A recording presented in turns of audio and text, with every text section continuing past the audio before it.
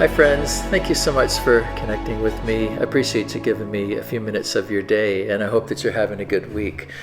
So today we're continuing our series that we started last week in the book of Mark, where Mark talks about the final days of Jesus's life, particularly the last week of Jesus's life. And last weekend, we talked about Palm Sunday, the story of Jesus entering into Jerusalem. And you might remember that last week we talked about how Jesus was living in Bethany in the final week of his life before going to the cross and Easter. He was living in Bethany, and Bethany is where Lazarus and Mary and Martha lived, who Jesus raised from the dead. But Bethany was on the backside of the Mount of Olives. And so picture the Mount of Olives, not really a mountain, just a big hill.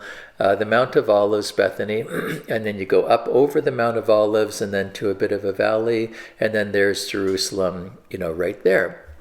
And so from Bethany to up over the Mount of Olives to Jerusalem, the Temple Mount, is about an hour and a half walk, an hour and 20, hour and a half. I looked at Google Maps today. So an hour and 20, hour and a half walk from where Jesus was staying, that every day he went back into Jerusalem and then back out to Bethany at night.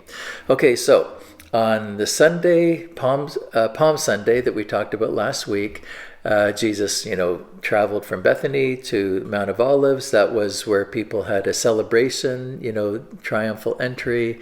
And then he went into Jerusalem to the temple. And it's kind of anticlimactic, last week's story.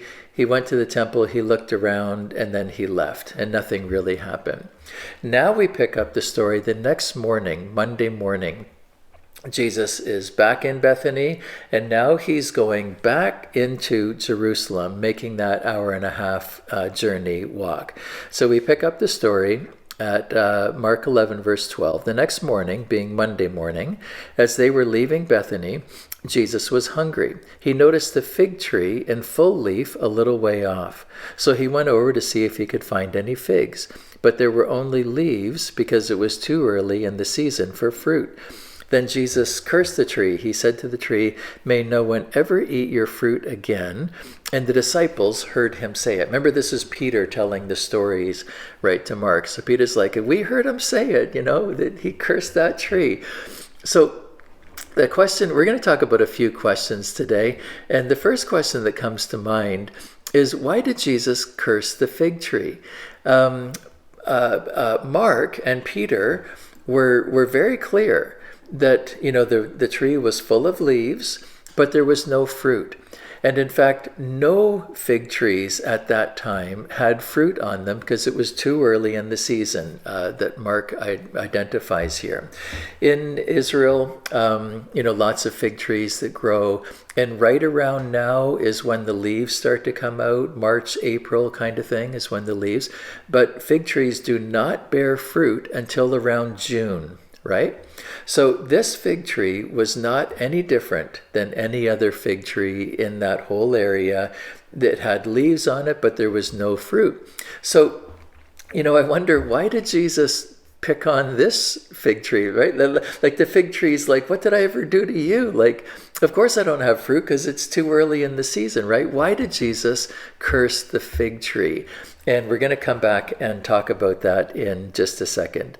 Okay, so today our story is actually in three distinct parts that work together. The first part is Jesus, walking from Bethany to Jerusalem, and he sees the fig tree, no fruit. He curses the tree. Part one. Part two, picking up in verse 15, when they arrived back in Jerusalem, Jesus entered the temple, and it was actually the temple, the court of the Gentiles, and that's important. We're going to come back and talk about that.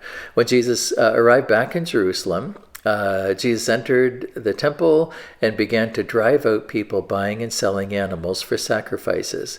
He knocked over the tables and the money changers and the chairs of those selling doves, and he stopped everyone from using the temple as a marketplace. He said to them, "The scriptures declare my temple will be called a house of prayer for all nations." Significant statement, all nations, but you have turned it into a den of thieves. Okay, again, question. Why was Jesus so upset, right? Well, a bit of background information. People, just like they still do today, people went on spiritual pilgrimages, right? And a popular place for a spiritual pilgrimage was to Jerusalem, to the temple. But it wasn't just Jewish people who went to the temple as a spiritual pilgrimage. There were many non-Jewish, God-fearing people who went to the temple to worship God, right? So when they arrived from, wherever, different parts of Israel or from other countries like Syria or wherever, when they arrived, they would need to get some materials for sacrifices, right? They would need to buy a dove for a particular sacrifice or another animal for a particular sacrifice. It was inconvenient to carry the animals from their home on the journey, so they just bought it when they were there. And also the money, if they gave a monetary gift, they would give the money in the local temple currency, right?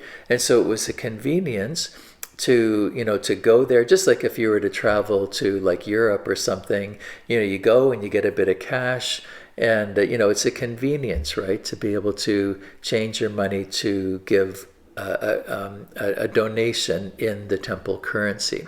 So that in itself doesn't seem so bad to me. But the problem is, and the question is, why was Jesus so angry? I mean, he was really worked up over this. And why was he so angry at the people who were providing a service for those who wanted to worship, right? Central question, why was Jesus angry? The answer is actually two things. One, because they were profiteering. In verse 17, "My temple will be called a house of prayer for all nations, but you have turned it into a den of thieves." The merchants and the money changers were profiteering on people's desire to worship. So maybe they were charging a little extra for exchange fees, or a little extra to buy that dove, or whatever. They were profiteering, getting rich off of people's desire to worship. But there's also another reason that's a little below the surface and harder to see. The other reason why Jesus was so upset, in verse 17, he says that my temple will be called a house of prayer for all nations, for all nations. And also remember in verse 15, I said that when they arrived back in Jerusalem, Jesus entered the temple, and it was actually the court of the Gentiles that Jesus entered, the court of the Gentiles. So you have all of these people on a spiritual pilgrimage to worship God, to connect with God, right? You have Jewish people and non-Jewish people alike who have traveled long distances. The court of the Gentiles was the only place where non-Jewish people could go to worship, right? That was their designated worshiping spot. And so imagine that you've come to Jerusalem on a spiritual pilgrimage for one purpose only, to connect with God, to worship him, to feel a closeness with God. And you arrive, and what do you find but a noisy, smelly market, right? I don't know if you've ever been to a Middle Eastern market. We have on a couple occasions, once actually in Jerusalem, but also in Morocco. We were in a market. And Middle Eastern markets are wonderful, just wonderful places, so full of energy, and the smell of the spices and the food and the animals and the people, like just crowded with people, and stalls being really close to each other. So it's a very crowded, very busy, very noisy, with all kinds of different smells. It's a very like a sensory overload experience, right? So Again, picture yourself, you're on a spiritual pilgrimage, you've come to worship God, maybe pray and have some moment of connection with God. And what do you find but a busy, noisy, smelly market? Hardly a place where you feel connected with God. Friends, listen to me. Jesus was so upset on this day because the Jewish leaders, the Jewish religious system, failed in their duty. They failed in their duty to provide people an opportunity to connect with God. They turned it into a money-making venture instead. So park that thought, and we're going to go to part 3, and then I'll come back and kind of tie it all together. Okay, so part 1. On Monday morning, Jesus is walking from Bethany up over the Mount of Olives to Jerusalem. He goes to a fig tree. There's no fruit on it because it isn't June yet. It's still only March or April, and curses the tree. Goes into Jerusalem and is really, really upset at the religious leaders and the religious system because it's failed in its duty to help people connect with God. Part 3 of the story, he goes back to Jerusalem, sleeps at Mary, Martha, and Lazarus' house, and now the next day, Tuesday, he's going back into Jerusalem, and he sees the tree again. So I need to find my place in my notes. Part 3, verse 20. The next morning, being Tuesday morning, as they passed by the fig tree he had cursed, the disciples noticed it had withered from the roots up. Peter, remember again, it's Peter's stories that Mark is recounting. Peter remembered what Jesus said to the tree, on the previous day, and exclaimed, "Look, Rabbi, the fig tree you cursed has withered and died." Now, the question that I have is, why did Jesus curse the fig tree? What's the significance of cursing the fig tree? But Jesus does not answer the why question, why he cursed the fig tree. He comments on how he cursed the fig tree, to have faith. He goes on to say in verse 22, then Jesus said to the disciples, "Have faith in God. I tell you the truth. You can say to this mountain, may you be lifted up and thrown into the sea, and it will happen. But you must really believe it will happen and have no doubt in your heart. I tell you, you can pray for anything, and if you believe that you've received it, it will be yours. But when you are praying, first forgive anyone you're holding a grudge against, so that your Father in heaven will forgive your sins too." Okay, Jesus tells how he cursed the fig tree because of faith and issues of forgiveness, but he doesn't answer the question why. And it's really that question of why did Jesus curse the fig tree that has really intrigued me this week. So I did some reading, read some scholars, some commentators, and the answer to why Jesus cursed the fig tree, nobody really knows. A lot of really smart people, they're like, yeah, that's a really good question, because Jesus didn't answer the question. But here's the best guess that commentators, theologians that I read this week. Here's their best guess. Remember again, it's 3 parts to the story. Part 1, Jesus goes for fruit, no fruit, he curses the tree. Part 2, in the temple, overturns the merchants and money changers. Part 3, he ties it up with the fig tree again, right? The fig tree story is about the temple. And the reason why, best guess as to the reason why Jesus cursed the fig tree is because it was an illustration of fruitlessness. An illustration of fruitlessness. Just like the fig tree was full of leaves, it looked the part. It looked like a beautiful, productive tree full of fruit, but there was no fruit. In a similar way, friends, and this is kind of the central point of the whole thing. In a similar way, the temple looked the part. It looked beautiful, magnificent building, huge stones, golden instruments for worship. The temple looked beautiful. It looked the part, like the tree full of leaves, right? But the temple, like the tree, was fruitless.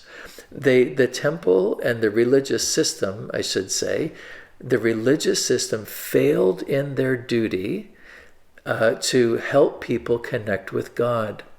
When people traveled from far off places to worship God, what did they find? A noisy, smelly market. Hardly a place where you can connect with God.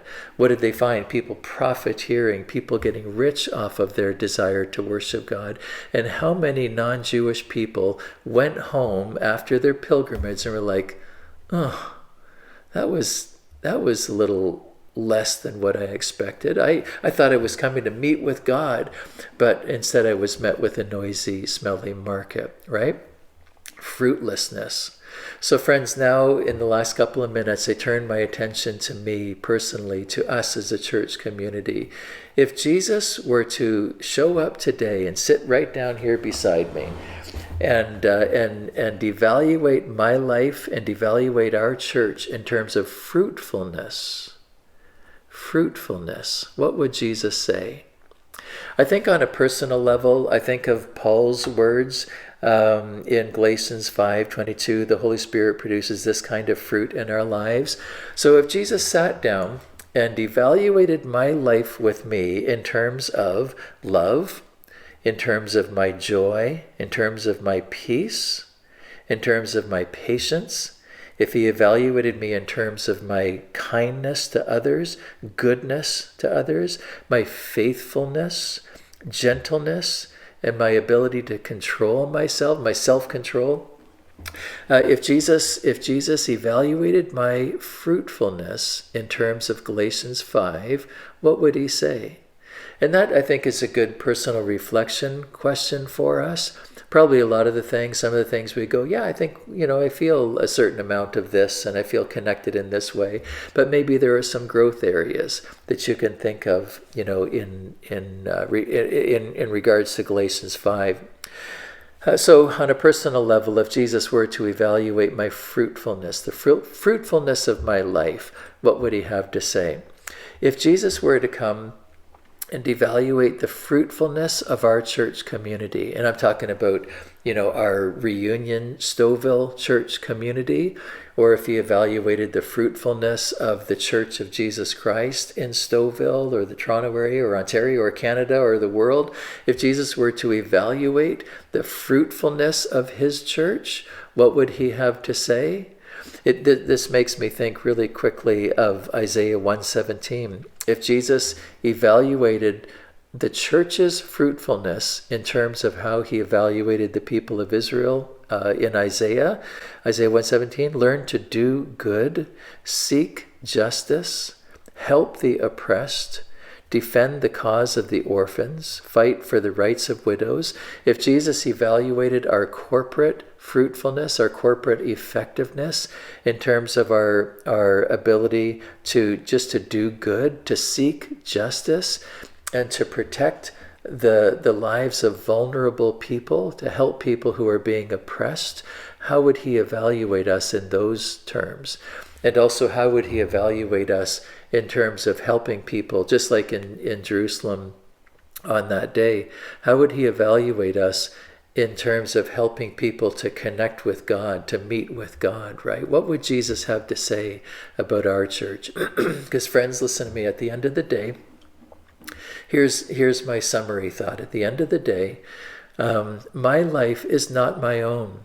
My life belongs to Jesus. And Jesus expects fruitfulness from me. He expects something to come, some benefit to come of my life.